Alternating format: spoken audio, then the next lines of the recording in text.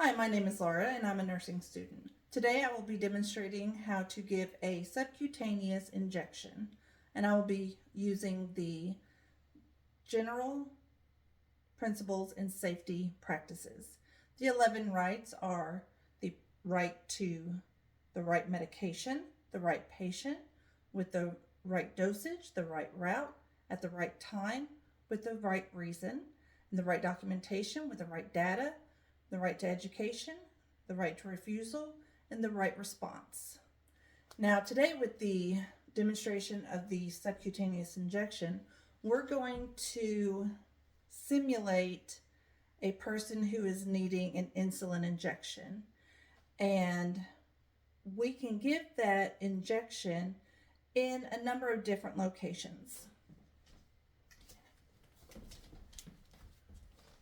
And one place that we can give the injection is the outer aspect of the upper arm, the iliac crest, which is right in this area, the anterior aspect of the thigh, and the upper gluteal, the upper ventral gluteal, and the upper back. Now, choosing the proper syringe for this injection requires a needle length of 3/8 of an inch to 1 inch and a gauge of 25 to 30. Now, the most you can put in a needle of this size is 1 milliliter. And we want to go in at an angle of 45 degrees or an angle of 90 degrees, depending on the amount of adipose of the patient. And whenever we do the injection, we want to do it in a dart-like motion and take out at a dart-like motion. Now, whenever we do the injection and we release the medication into the patient, we want to release it in a manner of 10 seconds per milliliter of medication. But as we go through all of it, I will repeat all that and repeat it as I demonstrate it. So, the first thing we want to do is we want to gather our supplies. So, we will gather our supplies and we will check our medical order against the EMR. And we will check it against the medical record and the medical order itself. So, we're going to do that, and we are going to know the appropriateness of the medication. We're going to know the appropriateness of the dose, the medication, and any kind of adverse reactions. And we are going to check and see what kind of allergies the patient has, if the patient has any allergies. So now we're going to go ahead and sanitize our hands for proper hand hygiene. Now, we are going to go ahead and choose our medication. And we are going to check the EMR against the MAR, and we are going to choose our medication.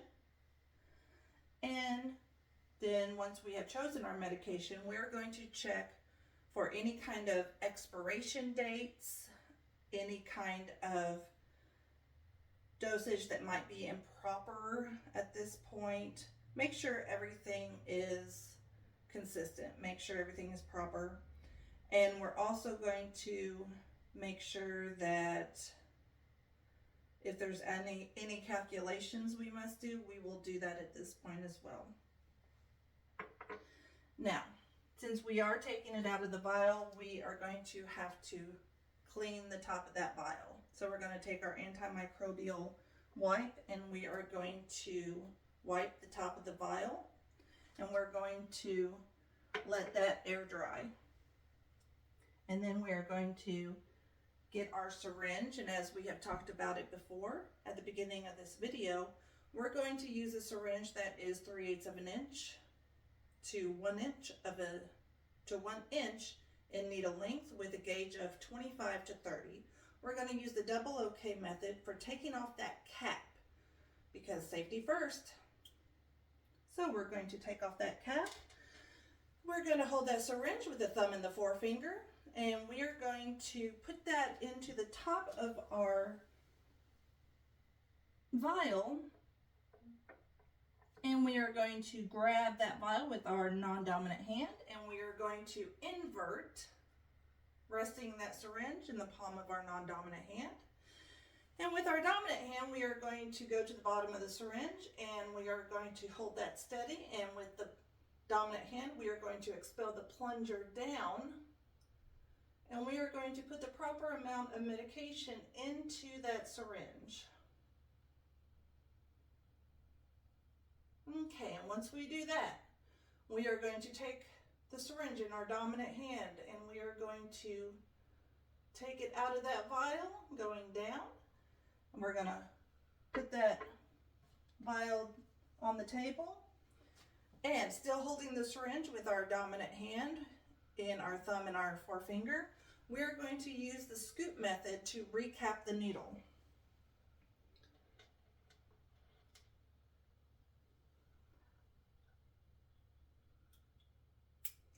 Okay, our syringe is now recapped, and we are going to set that aside.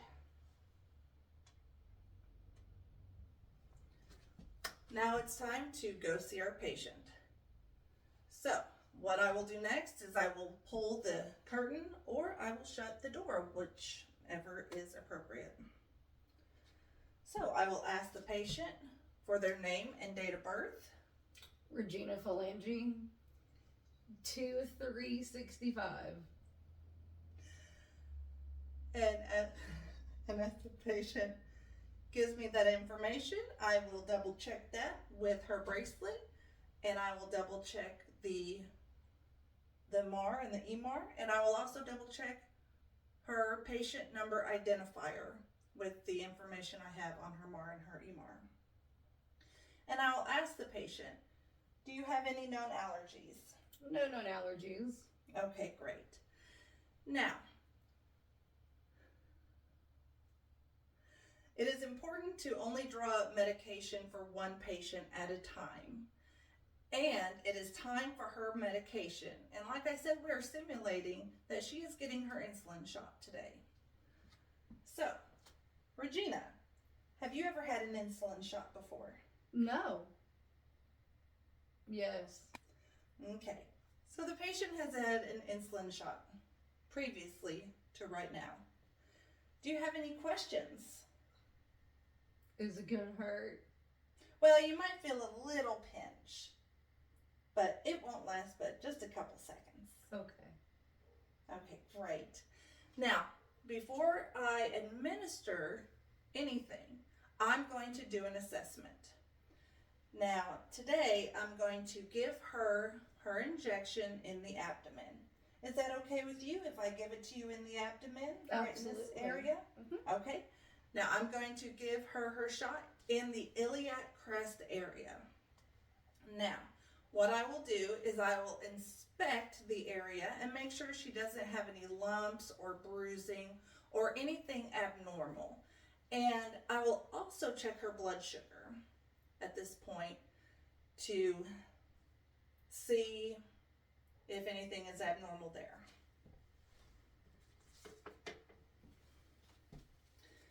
And I will perform hand hygiene once again using hand sanitizer. I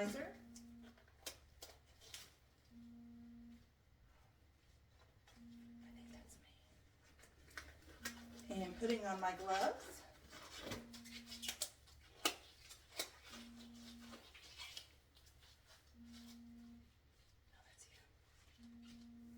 Okay. Now, once my gloves are on, we will begin. Now, since we are giving it in the iliac crest, a couple things we must remember. When we are giving the shot, we either go in at a 45-degree angle or a 90-degree angle. The 45-degree angle is for people with less adipose. The 90-degree angle is for people with more adipose. And you can use either the folding method or the pinching method.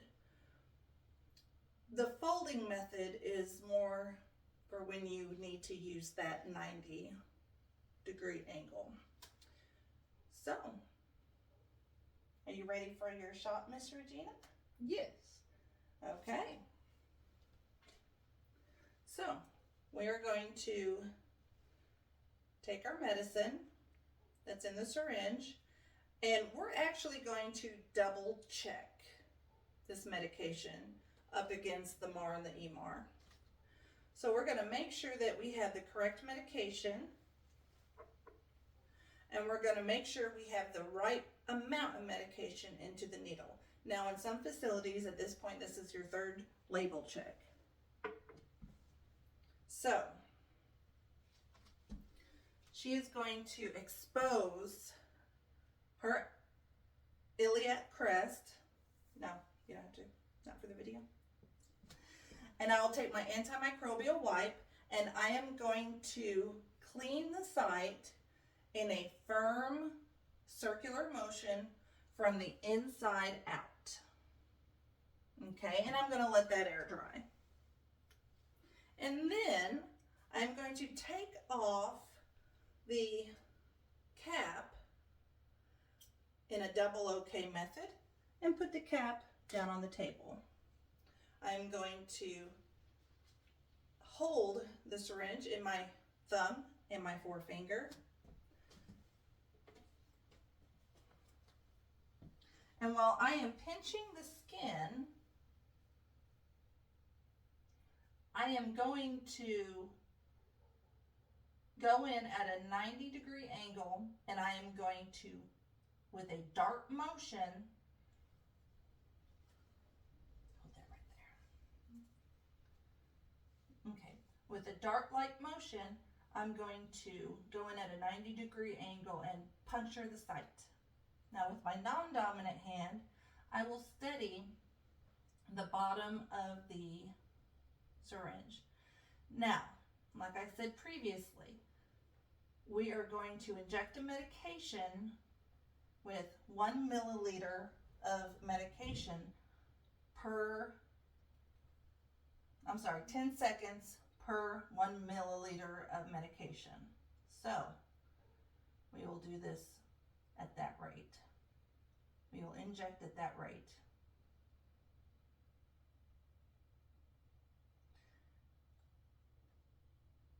And with my dominant hand, I will hold the syringe with my thumb and forefinger once again while pulling the skin a little bit taut, and I will dart the syringe out of her skin. And with my syringe still in my thumb and forefinger, I will put a gauze on the location in case there's a little bit of bleeding or anything to that. Here, put your finger there. And I will activate the safety, and I will put it in the sharps container.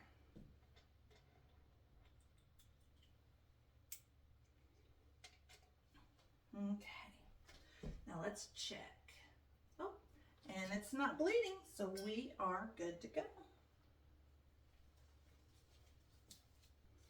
Now I will monitor the patient. I will document my findings, document that I have given her the shot, document according to the facility.